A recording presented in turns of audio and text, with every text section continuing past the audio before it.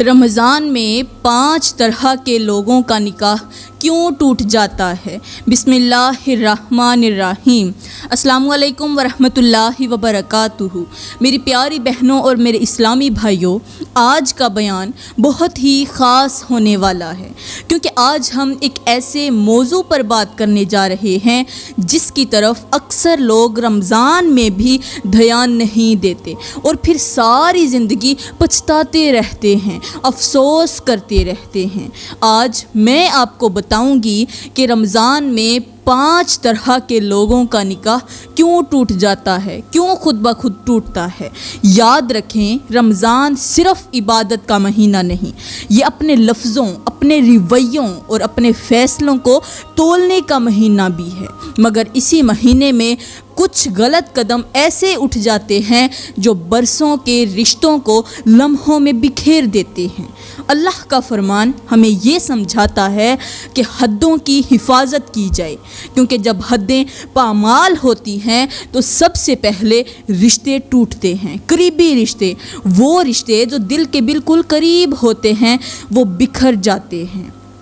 رمضان وہ مہینہ ہے جس میں اللہ اپنے بندوں کو رکنے، سوچنے اور خود کو سنبھالنے کا موقع دیتا ہے، مگر افسوس کہ کچھ لوگ اسی مہینے میں وہ فیصلے کر بیٹھتے ہیں جن کے اثرات ساری زندگی ان کا پیچھا نہیں چھوڑتے۔ اللہ کا فرمان ہے کہ وہ کسی قوم کی حالت نہیں بدلتا تب تک جب تک وہ قوم خود اپنی حالت نہ بدلے، اور یہی وہ نکتہ ہے جسے سب لوگ نظر انداز کر دیتے ہیں۔ غصہ، انا، ضد اور ناسمجھی سب جب دل پر حاوی ہو جائیں تو عبادتیں بھی رشتوں کو نہیں بچا سکتی۔ رمضان میں زبان ذرا سی پھسلتی ہے، رویہ ذرا سا سخت ہوتا ہے اور پھر ایک غلط فیصلہ پورے نکاح کو توڑ دیتا ہے۔ اس لیے آج اس بات کو سمجھنا بہت ضروری ہے کہ آخر وہ کون سے لوگ ہیں جو رمضان جیسے بابرکت مہینے میں بھی اپنے رشتے نہیں بچا پاتے، کیونکہ جب بات سمجھ میں آ جائے تو بہت سے گھر ٹوٹنے سے بچ سکتے ہیں۔ رمضان وہ مہینہ ہے جس میں اللہ اپنے بندوں کو صاف صاف پیغام دیتا ہے کہ صبر کرو، برداشت کرو اور رشتوں کو مضبوطی سے تھام لو۔ اللہ کا فرمان ہے کہ وہ صلح کو پسند کرتا ہے اور فساد کو ناپسند کرتا ہے، مگر افسوس کہ کچھ لوگ رمضان میں بھی اپنے رشتوں کی حفاظت نہیں کرتے بلکہ رشتے توڑنے میں لگے ہوتے ہیں۔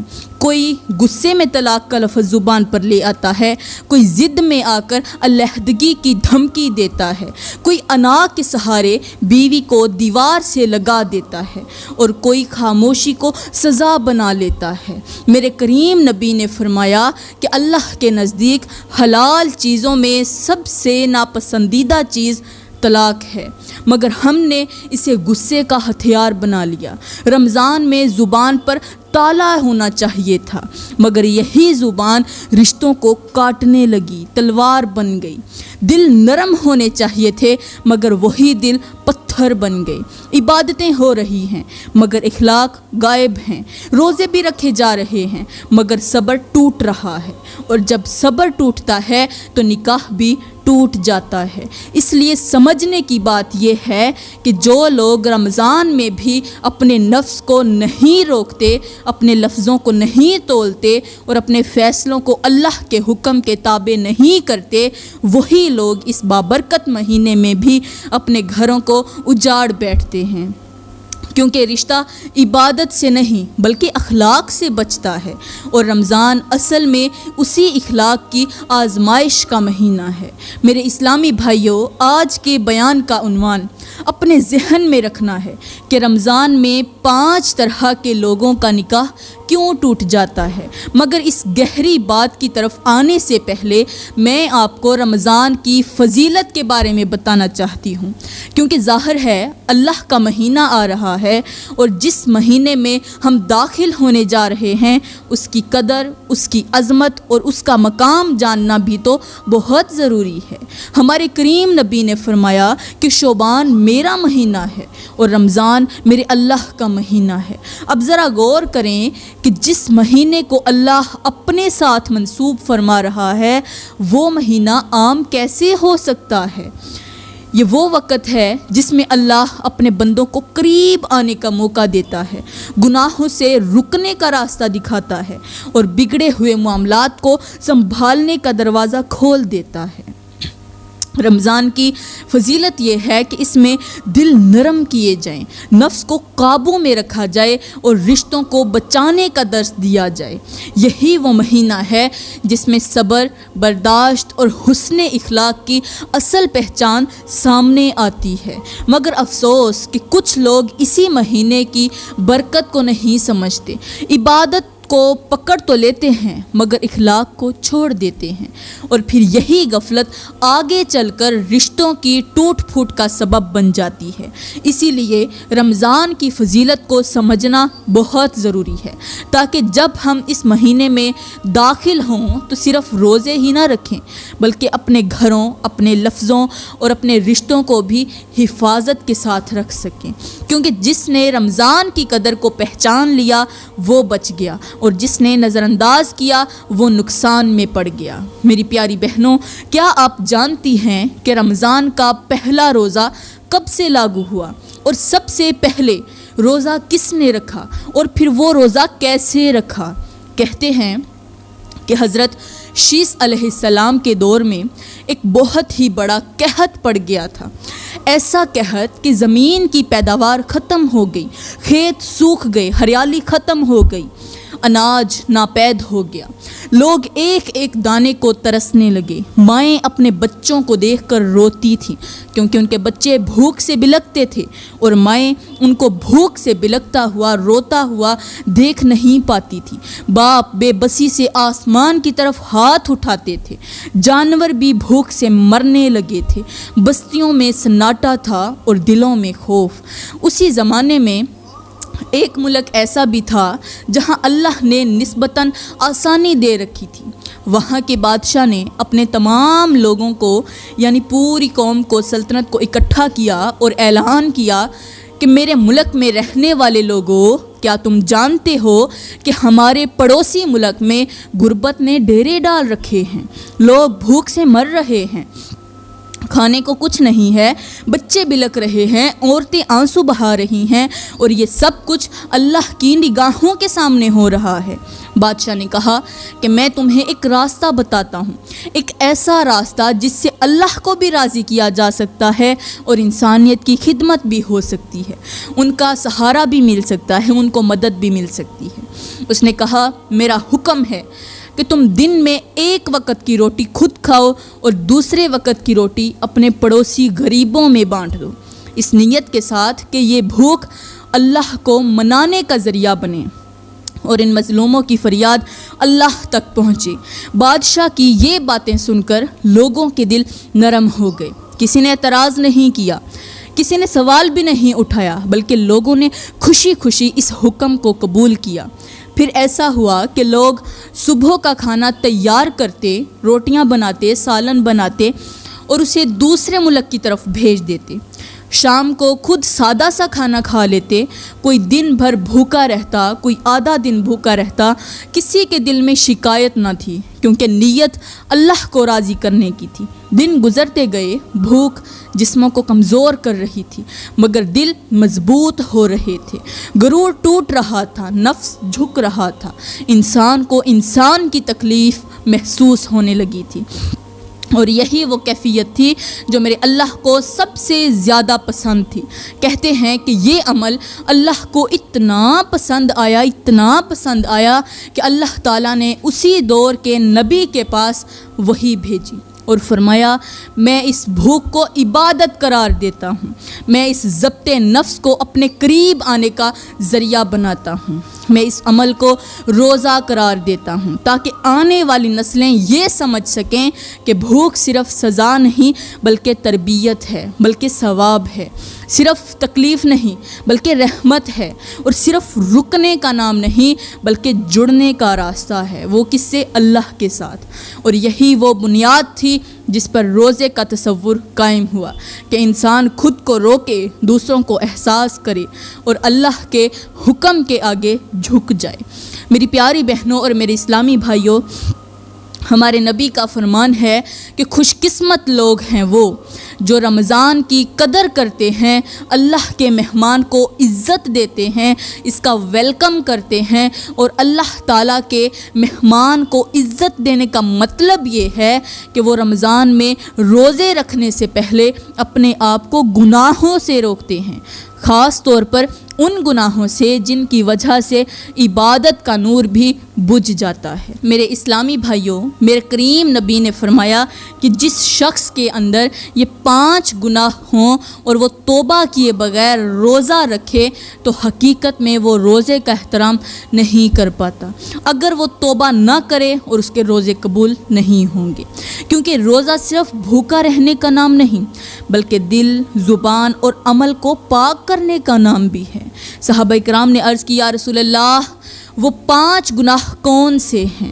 ہمارے نبی نے فرمایا، پہلا گناہ یہ ہے کہ جو شخص اپنے ماں باپ کو دکھ دیتا ہے، ان کے دل کو توڑتا ہے، ان کی بات کو رد کرتا ہے، ان کے سامنے آواز بلند کرتا ہے، ان کی خدمت میں کوتاہی کرتا ہے، وہ روزہ رکھنے سے پہلے اپنے ماں باپ کو راضی کرے، ان کے قدموں کو تھامے، ان سے معافی مانگے، کیونکہ جس روزے میں والدین کی آہ شامل ہو وہ روزہ اللہ تک نہیں پہنچتا۔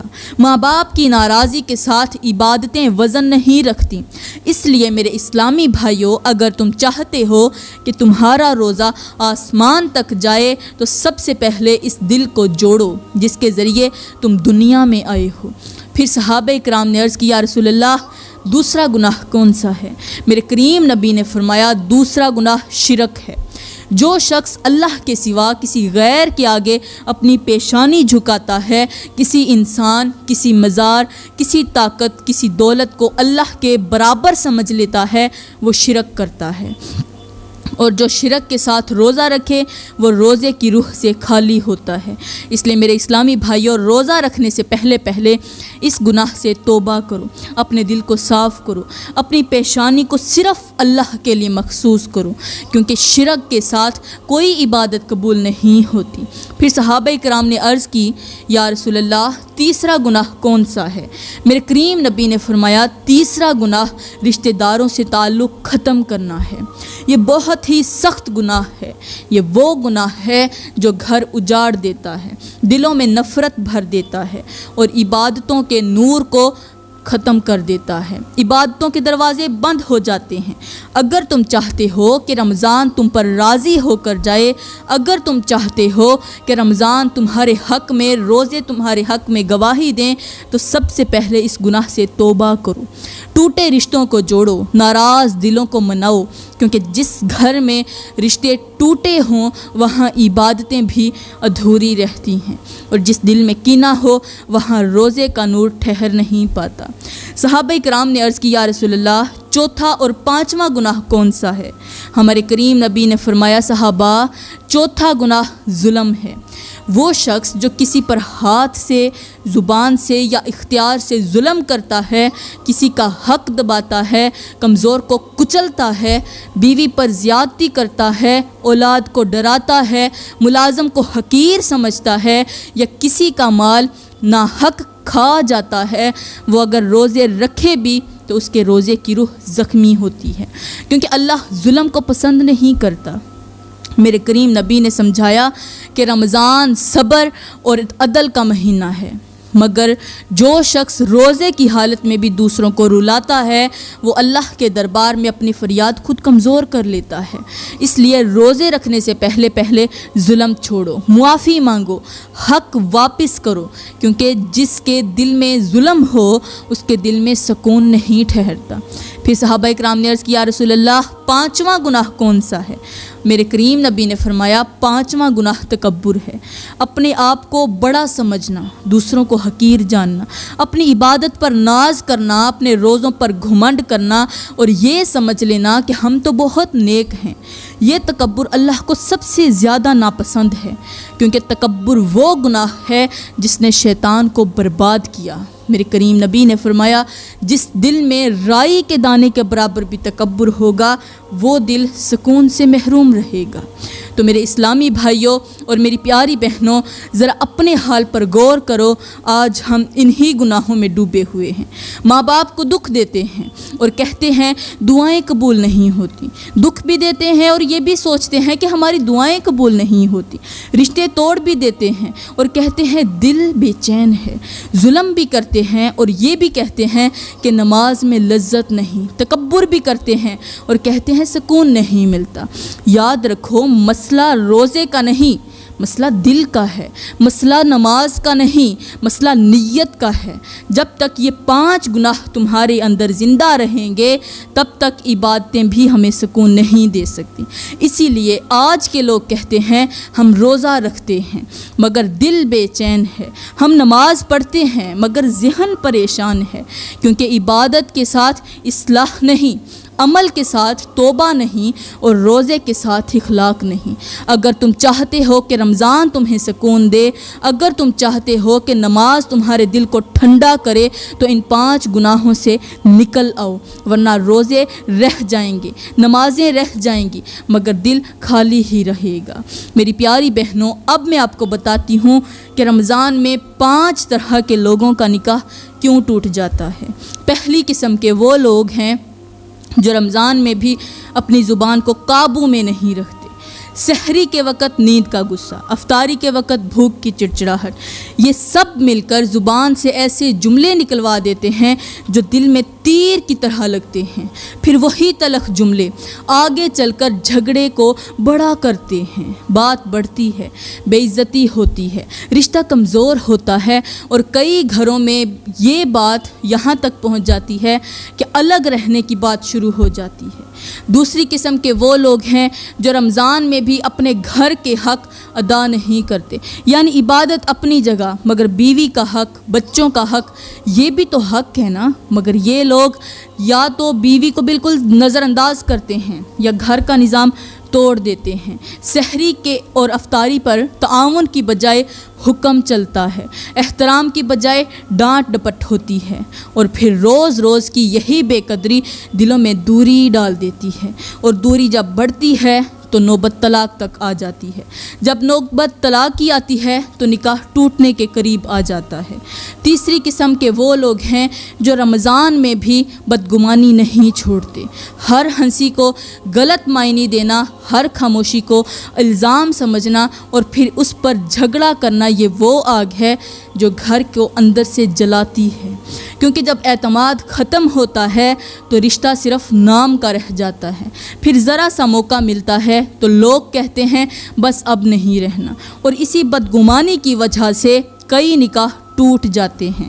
چوتھی قسم کے وہ لوگ ہیں جو رمضان میں بھی انا نہیں چھوڑتے، معافی مانگنا انہیں توہین لگتا ہے، جھکنا انہیں اپنی کمزوری لگتا ہے، حالانکہ رشتہ وہاں بچتا ہے جہاں ایک بندہ اپنے نفس کو توڑ دے، مگر یہ لوگ ضد میں آ کر بات کو بڑھاتے چلے جاتے ہیں، ایک دن کی ناراضی کو ہفتہ بنا دیتے ہیں، ایک ہفتے کو مہینہ، اور پھر یہی ضد نکاح کو توڑنے تک لے جاتی ہے۔ پانچویں قسم کے وہ لوگ ہیں جو رمضان میں بھی گھر والوں کے بیچ دوسروں کو گھسا دیتے ہیں، یعنی میکے یا سسرال کی باتیں، دوستوں کی بھڑکاہٹ، ادھر ادھر اور ادھر کی ادھر باتیں، پھر گھر کے راز باہر جاتے ہیں، ادھر کی بات ادھر کی، ادھر کی ادھر کی، گھر کے راز باہر چلے گئے، عزت کم ہوتی ہے، دل میں نفرت بیٹھتی ہے، اور پھر رشتہ 2 بندوں کا نہیں رہتا، پورا مجمع بن جاتا ہے۔ جب نکاح میں مجمع آ جائے تو سکون نکل جاتا ہے۔ میری پیاری بہنوں، یہی وہ 5 طرح کے لوگ ہیں جن کے گھروں میں رمضان میں بھی سکون نہیں اترتا۔ پھر وہ کہتے ہیں ہم روزہ رکھتے ہیں پھر بھی دل بے چین ہے، ہم نماز پڑھتے ہیں پھر بھی گھروں میں لڑائی ہے، حالانکہ مسئلہ روزے کا نہیں، مسئلہ یہ ہے کہ روزہ رکھا جاتا ہے مگر زبان نہیں رکتی، عبادت کی جاتی ہے مگر حق ادا نہیں ہوتے، قرآن بھی پڑھا جاتا ہے مگر اخلاق نہیں بدلتے۔ اسی لیے میں نے کہا تھا کہ اس عنوان کو ذہن سے نہ نکالیں کہ رمضان 5 طرح کے لوگوں کا نکاح توڑ دیتا ہے۔ کیونکہ یہ باتیں اگر آج سمجھ میں آ جائیں تو بہت سے گھر ٹوٹنے سے بچ سکتے ہیں۔ میری پیاری بہنوں اور میرے اسلامی بھائیوں، اب ذرا اپنے گریبان میں جھانک کر دیکھیں، مرد بھی سن لیں اور عورتیں بھی، کیونکہ اصلاح ایک طرفہ نہیں ہوتی۔ گھر تب بچتا ہے جب دونوں اپنے حصے کی ذمہ داری کو قبول کریں۔ مرد اگر رمضان میں بھی سخت لہجہ، غصہ، حکم چلانا اور بے قدری نہ چھوڑے تو عبادتیں بھی گھر کو نہیں بچا سکتی، اور عورت اگر رمضان میں بھی ضد، تانا، زبان کی تلخی اور بات بات پر ناراضی نہ چھوڑے تو رشتہ کمزور ہی رہے گا۔ یاد رکھو، مرد کی ذرا سی سختی عورت کے دل کو توڑ دیتی ہے، اور عورت کی ذرا سی زبان مرد کے وقار کو زخمی کر دیتی ہے۔ پھر دونوں کہتے ہیں ہم روزہ رکھتے ہیں مگر سکون نہیں، ہم نماز پڑھتے ہیں مگر دل بے چین ہے۔ حالانکہ سکون عبادت کے ساتھ اخلاق مانگتا ہے، صبر مانگتا ہے، برداشت مانگتا ہے، اور ایک دوسرے کے حق کو سمجھنے کا مطالبہ کرتا ہے۔ اگر رمضان میں بھی ہم نے خود کو نہ بدلا تو پھر سال بھر بدلنا مشکل ہو جاتا ہے۔ اسی لیے آج میں نے یہ بات کھل کر رکھی تاکہ کوئی بھی یہ نہ کہے کہ ہمیں بتایا نہیں گیا۔ میری پیاری بہنوں اور میرے اسلامی بھائیوں، گھر بچانے کے لیے صرف دعا نہیں، نیت بھی بدلنی پڑتی ہے، لفظ بھی بدلنے پڑتے ہیں اور رویے بھی۔ میں دعا کرتی ہوں کہ اللہ تعالی ہمیں حق سچ بولنے کی توفیق عطا فرمائے، اللہ تعالی ہمارے گھروں کو آباد رکھے، ہمارے رشتوں کو محفوظ رکھے اور رمضان کو ہمارے لیے بابرکت بنائے۔ آمین ثم آمین، وما علینا الا البلاغ المبین۔